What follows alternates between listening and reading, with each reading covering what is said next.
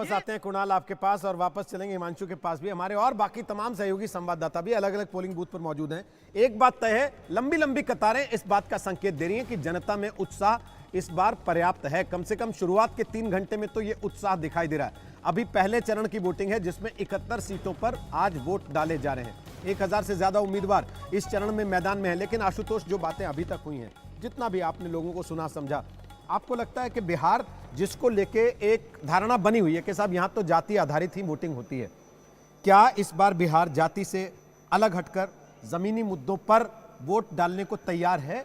क्योंकि चुनाव प्रचार में भी मुद्दों की गूंज ज्यादा सुनाई दी है इस बार बजाय जात की। देखिए रोहित, मेरा मानना है कि बिहार हो, उत्तर प्रदेश हो, हिंदुस्तान के किसी कोने में जाइए, वहाँ जाति आधारित और धर्म के आधार पर वोटिंग होती है।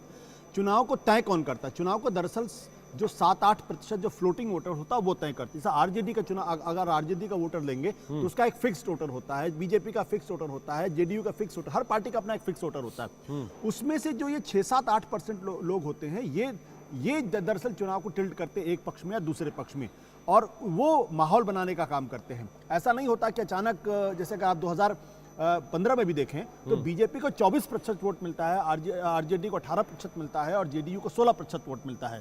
तो ऐसा नहीं होगा कि इस बार अगर नीतीश खिलाफ नाराजगी है तो 16 घट के 5% हो जाएगा, 3%, ऐसा नहीं होता है। उसमें 3-4% की कमी आ सकती है। लेकिन जो ये फ्लोटिंग वोटर है, ये फ्लोटिंग वोटर अगर माहौल बनाते हैं और ये जाके दूसरे के साथ जुड़ जाते हैं तो निश्चित तौर पर उसका नुकसान जो पार्टी जिसके खिलाफ नाराजगी उसके खिलाफ होता है और दूसरे को इसका फायदा होता नजर।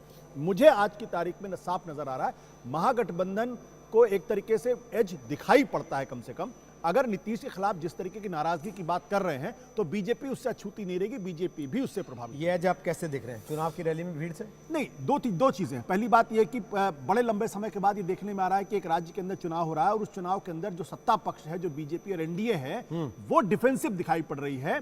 और जो भीड़ जो 2014 में जो नरेंद्र मोदी की रैलियों में, पार्लियामेंट के चुनाव में दिखाई पड़ती है, जिसके आधार पर लोगों ने असेसमेंट किया था, भीड़ से ज्यादा फर्क नहीं पड़ता। भीड़ में जो जोश, जो ऊर्जा, जो रिस्पॉन्स होता है वो महत्वपूर्ण होता है। और दूसरी बात, उन्होंने बेरोजगारी का मुद्दा किया और उस पर सत्ता पक्ष को रिस्पॉन्ड करना पड़ा, ये महत्वपूर्ण बात है। ठीक है, चलिए ब्रेक के बाद वापस आते हैं। A+B is always bigger than C, ये बात कही जाती रही है।